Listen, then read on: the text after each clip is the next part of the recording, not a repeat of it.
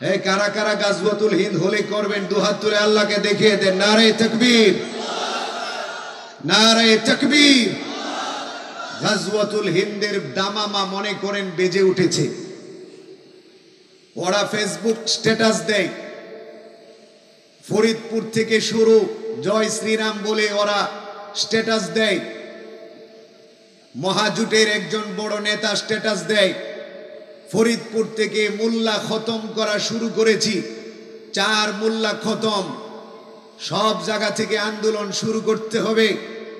ওরা অস্ত্রের দামামা বাজিয়ে, ওরা যুদ্ধের দামামা বাজিয়ে আমাদেরকে গাজওয়াতুল হিন্দের দিকে অগ্রসর হওয়ার ইঙ্গিত করছে, মেসেজ দিচ্ছে। হে মুসলমান, আমাদেরও প্রস্তুতি নিতে হবে। ওরা প্রস্তুতি নিচ্ছে আমাদেরকে ধ্বংস করার, ওরা প্রস্তুতি নিচ্ছে আমাদেরকে হত্যা করার, ওরা প্রস্তুতি নিচ্ছে বাংলাদেশের মানচিত্রকে ধ্বংস করার, ওরা প্রস্তুতি নিচ্ছে আমাদের মাতৃভূমিকে দখল করার, ওরা প্রস্তুতি নিচ্ছে আমাদের বাংলাদেশকে ভারতের অঙ্গরাজ্য বানানোর। ওরা আমাদের ফরিদপুরের আপন সহোদর 2 ভাইকে হত্যা করে গাজওয়াতুল হিন্দের দামামা বাজিয়েছে। ও মুসলমান, যদি উলামায়ে কেরাম ডাক দেয়, নবী আলাইহিস সালাতু ওয়াস সালাম বর্ণিত গাজওয়াতুল হিন্দের ডাক যদি আসে, শাহাদাতের তামান্না নিয়ে গাজওয়াতুল হিন্দে শরীক হওয়ার জন্য, রক্ত দেওয়ার জন্য, জান্নাতি কাফেলায় শরীক হওয়ার জন্য, শহীদি কাফেলায় যুক্ত হওয়ার জন্য কারা কারা কাফনের কাপড় নিয়ে প্রস্তুত থাকবো? দুহাত তুলে আল্লাহকে দেখিয়ে দেই।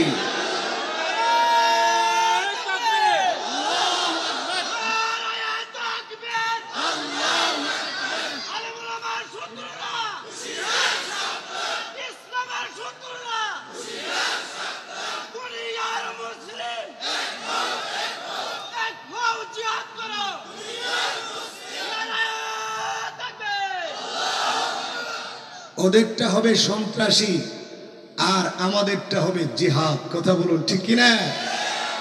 আল্লাহর নবী সরকারে দু জাহাঁ যে গাজওয়াতুল হিন্দের ভবিষ্যৎবাণী করেছেন, নবীজি বলেছেন যারা গাজওয়াতুল হিন্দে শরীক হবে ইসলামের পক্ষে, মুসলমানদের পক্ষে, তারা হবে জান্নাতি। আর যারা ইসলামের বিপক্ষে, সন্ত্রাসীদের পক্ষে অংশগ্রহণ করবে, জুলুমের পক্ষে থাকবে, তারা হবে জাহান্নামী। সুতরাং আমরা জান্নাতে যাওয়ার জন্য গাজওয়াতুল হিন্দের ডাক আসলে আমরা শাহাদাতের তামান্না নিয়ে রাস্তায় নামতে রাজি আছি ইনশাআল্লাহ। কথা বলুন, ঠিক কিনা? ও মুসলমান, আজকে জিহাদের কথা বললে অনেকে ভয় পায়, অথচ আল্লাহর নবী বলেছেন যে মুসলমানের অন্তরে জিহাদের তামান্না ছিল না, জিহাদের তামান্না না নিয়ে, শাহাদাতের তামান্না না নিয়ে মৃত্যুবরণ করেছে, সে সত্যিকারের মুসলমানের মরা মরে নাই, সে মুনাফিকের মরা মরেছে, সে মুনাফিকের মৃত্যু মরেছে। এই জন্য মুসলমান, আমাদের প্রত্যেকের অন্তরে জিহাদের তামান্না থাকতে হবে, শাহাদাতের তামান্না থাকতে হবে। আমাদের অবস্থা ভালো না। আজকে আমাদের রক্তকে অনেক মানুষ সস্তা মনে করছে। এই জন্য আমার 2 ভাইকে চাঁদা না দেওয়ার অপরাধে তাদেরকে ওই এলাকার সন্ত্রাস মেম্বার, গুন্ডা মেম্বার, হিন্দু মেম্বার তাদেরকে হত্যা করেছে।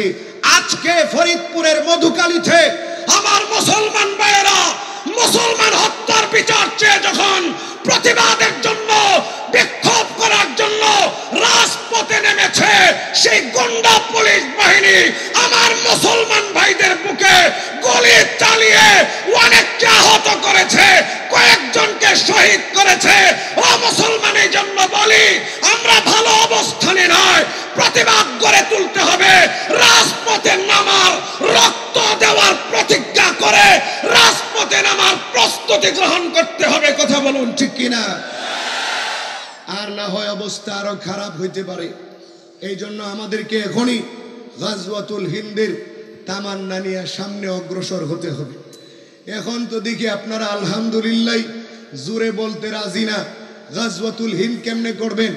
এই জন্য মন মানসিকতা পরিবর্তন করে আল্লাহর জমিনে, আল্লাহর আকাশের নিচে আল্লাহর ধ্বনি, আল্লাহ রাব্বুল আলামিনের আওয়াজকে বুলন্দ করার চেষ্টা করতে হবে। রাজি আছি না ইনশাআল্লাহ?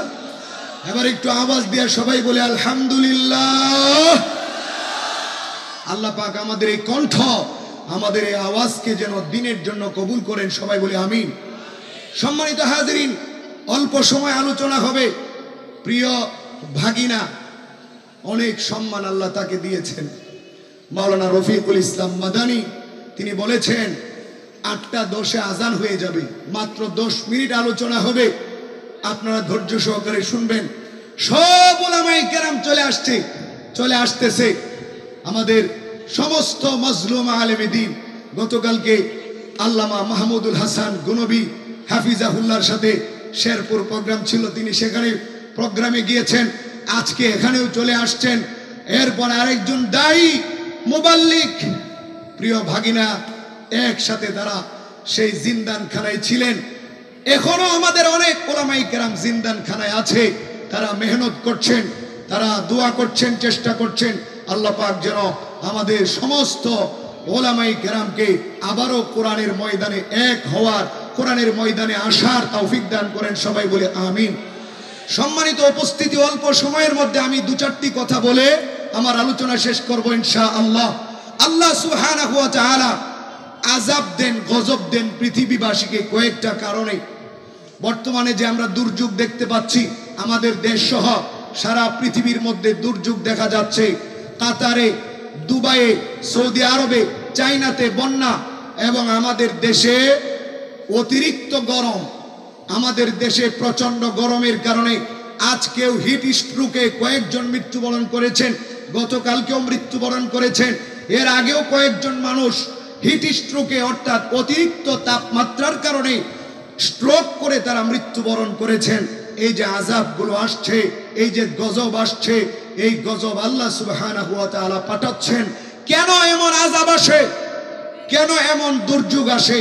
আল্লাহর নবী সরকারে দু জাহান রাহমাতুল লিল আলামিন হাদিসের মধ্যে ইরশাদ ফরমান, যখন দেশের মানুষগুলো, যখন সমাজের মানুষগুলো 5টি অপরাধে লিপ্ত হবে, তখন আল্লাহ সুবহানাহু ওয়া তাআলা 5টি বড় বড় আযাব জমিনের মধ্যে, সমাজের মধ্যে, দেশের মধ্যে নাজিল করেন। 1 নাম্বার অপরাধ হলো যখন রাষ্ট্রপ্রধানরা আল্লাহর আইন বিচার, আল্লাহর আইন ভুলে যাবে, কোরআনের আইন ভুলে যাবে, মন গড়া বিচার কার্য পরিচালনা করবে। আল্লাহর নবী সরকারে দু জাহান ডাক দিয়ে বলেন, তখন সমাজের মধ্যে বিশৃঙ্খলা দেখা দিবে, সমাজের মধ্যে অরাজকতা দেখা দিবে। আজকে দেখা যায় সারা পৃথিবীর মধ্যে কোরআন অনুযায়ী বিচার হয় না, আজকে সমাজের মধ্যে আল্লাহর আইন অনুযায়ী বিচার হয় না, মানব রচিত ওই পশ্চিমাদের আমদানিকৃত আইন দিয়ে বিচার কার্য পরিচালনা করা হয়। আজকে চেহারা দেখে বিচার করা হয়, আজকে মতাদর্শ দেখে বিচার করা হয়, মামু খালু দেখে বিচার করা হয়, ন্যায় বিচার করা হয় না। এই জন্য বাংলাদেশের মধ্যে আযাব আর আযাব, কথা বলুন ঠিক কিনা? এই মহামারী, আযাব, দুর্ভিক্ষ, দ্রব্যমূল্যের ঊর্ধ্বগতি, অশান্তি, খুনাখুনি, মারামারি, রক্তারক্তি, এই সব কিছুর কারণে হলো আমাদের অপরাধ। অপরাধ জগতে আমরা হাবুডুবু খাচ্ছি, সারা পৃথিবীর মানুষ, সমাজের মানুষ আমরা অপরাধ জগতে হাবুডুবু খাচ্ছি। এই জন্য আল্লাহর আযাব আসতেছে। আল্লাহর নবী সরকারে দু জাহান ডাক দিয়ে বলেন, যখন বিচারকরা, রাষ্ট্রপ্রধানরা, রাষ্ট্রনায়করা যখন কোরআন অনুযায়ী বিচার করবে না, মন গড়া বিচার করবে, তখন আল্লাহ সুবহানাহু ওয়া তাআলা সমাজের মধ্যে অশান্তি, অরাজকতা দিয়ে দিবেন। আল্লাহর নবী সরকারে দু জাহান রাহমাতুল লিল আলামিন ডাক দিয়ে বলেন, এরপরে সমাজের মানুষগুলো যখন আল্লাহর ওয়াদা ভুলে যাবে, রাষ্ট্রের মানুষগুলো যখন আল্লাহর সাথে কৃত ওয়াদা ভুলে যাবে, রাসূলুল্লাহ সাল্লাল্লাহু আলাইহি ওয়াসাল্লামের সাথে কৃত ওয়াদা ভুলে যাবে, তখন আল্লাহ সুবহানাহু ওয়া তাআলা তাদের মাথার মধ্যে, তাদের ঘাড়ের মধ্যে জালেম বাদশা চাপিয়ে দিবেন। সমাজের মানুষ যখন আল্লাহকে ভুলে যায়, আল্লাহর ওয়াদাগুলো ভুলে যায়, নবীজির ওয়াদাগুলো ভুলে যায়, তখন আল্লাহ সুবহানাহু ওয়া তাআলা সমাজের মানুষদের উপর, রাষ্ট্রের মানুষদের উপর একজন জালেম, একজন অত্যাচারীকে চাপায় দেন। কথা বলুন ঠিক কিনা? মুসলমান বাবাজিরা রে আমার, আলেম ওলামারা, ওলামায়ে কেরাম, যুবক ভাইরা, আল্লাহর নবী সরকারে দু জাহান রাহমাতুল লিল আলামিন আরো ডাক দিয়া বলেন, যখন সমাজের মানুষগুলো মাপে কম দিবে, ওজনের মধ্যে কম দিবে, ব্যবসার মধ্যে যখন ছয় নয় করবে, ধোঁকাবাজি করবে, পেঁয়াজ গুদামের মধ্যে গুদামজাত করে বাজারে বিক্রি করে না, 40 টাকার পেঁয়াজ তারা 100 টাকায় বিক্রি করে। কথা বলুন ঠিক কিনা? আলু গুদামজাত করে দ্রব্য মূল্যের ঊর্ধ্বগতি করায়, দাম যখন বাড়বে তখন বিক্রি করবে, এজন্য গুদামজাত করে রাখে। এরপরে কাস্টমারের কাছে তারা বেশি দামে বিক্রি করে, কাস্টমারকে তারা ওজনে কম দেয়। আল্লাহর নবী সরকারে দু জাহান ডাক দেয়া বলেন, তখন ওই সমাজের মানুষদের উপর দুর্ভিক্ষ নামক আযাব চাপিয়ে দেওয়া হয়, ওই সমাজের মানুষদের উপর দারিদ্রতার আযাব চাপিয়ে দেওয়া হয়। আল্লাহর নবী সরকারে দু জাহান রাহমাতুল লিল আলামিন ডাক দিয়া বলেন, 4 নাম্বার অপরাধ যখন মানুষগুলো করবে, যাকাত হিসাব করে দিবে না, সম্পদকে পুঞ্জীবিত করে রাখবে, অ্যাকাউন্টিং করে রাখবে। দেশের মধ্যেও 10টা 12টা বাড়ি আছে, হাজার হাজার কোটি টাকা আছে, বিদেশেও হাজার হাজার কোটি টাকা প্রচার করে, বেগম পাড়ায়ও বাড়ি আছে। পৃথিবীর উন্নত রাষ্ট্রগুলোতে জায়গা কিনা বাড়ি করে বাংলাদেশের মানুষ না খায় মরে, মা তার কলিজার টুকরা সন্তানগুলোকে নিয়ে একসাথে বিষ প্রয়োগে আত্মহত্যা করে, বিষ পান করে আত্মহত্যা করে। ওদেরকে যাকাত দেয় না, ওদেরকে সহযোগিতা করে না। তারা মিঠাই মনে 14 কিলোমিটার জায়গা 9000 লিটার কেমিক্যাল ব্যবহার করে, বিষ ব্যবহার করে গরিবের পেটে লাথি মেরে তারা আলপনা আঁকে, রঙিন করে। কিন্তু গরিব অসহায় রেল স্টেশন, অলিতে গলিতে, বস্তিতে লক্ষ লক্ষ মানুষ খোলা আকাশের নিচে কষ্ট করছে, না পড়ে না খেয়ে কষ্ট করছে, মৃত্যুবরণ করছে, ওদেরকে সহযোগিতা করে না।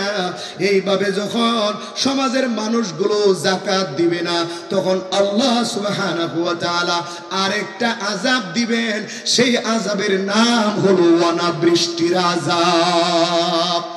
সময় মতো বৃষ্টি হবে না, আল্লাহ বৃষ্টি বন্ধ করে দিবেন। আল্লাহ সুবহানাহু ওয়া তাআলা সময় মতো বৃষ্টি দিবেন না। আল্লাহর নবী ডাক দিয়ে বলেন, পৃথিবীর মধ্যে যদি প্রাণী না থাকতো, পশু পাখি না থাকতো, আল্লাহ সুবহানাহু ওয়া তাআলা পৃথিবীবাসীর অপরাধের কারণে বৃষ্টি দিতেন না, কোনোদিন বৃষ্টি দিতেন না। শুধুমাত্র পশু পাখি আছে বিদায় আল্লাহ সুবহানাহু ওয়া তাআলা বৃষ্টি দেন। এইভাবে আল্লাহর নবী সরকারে দু জাহান ডাক দেয়া বলেন, 5 নাম্বার অপরাধ যখন সমাজবাসী করবে, বেহায়াপনা বৃদ্ধি পাবে, নর্তকীদের আনাগোনা বেড়ে যাবে, নায়ক নায়িকাদের প্রচার প্রসার হবে, সেলিব্রিটি নর্তকীরা হয়ে যাবে, নায়ক নায়িকাদের দাম বেড়ে যাবে, গান বাদ্যের প্রচার প্রসার ঘটে যাবে, তাদের ফ্যান ফলোয়ার লাইকার বেশি হয়ে যাবে, ভালো মানুষের মূল্যায়ন থাকবে না, তখন সমাজের মধ্যে মহামারী দেখা দিবে।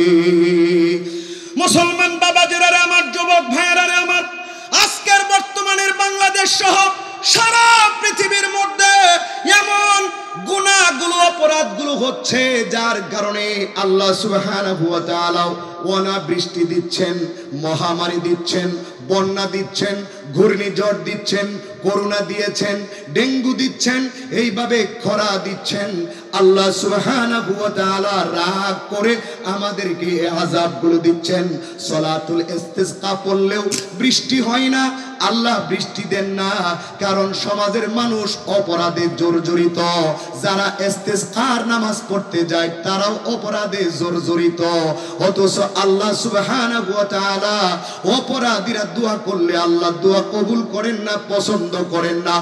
এই জন্য রাষ্ট্রীয়ভাবে, সামাজিকভাবে সমষ্টিগতভাবে গুনাহ ছাড়তে হবে, জুলুম নির্যাতন ছাড়তে হবে, অপরাধ ছাড়তে হবে, তাহলে বৃষ্টি আসবে, মহামারী থেকে আমরা বাঁচতে পারবো। কথা বলুন ঠিক কিনা?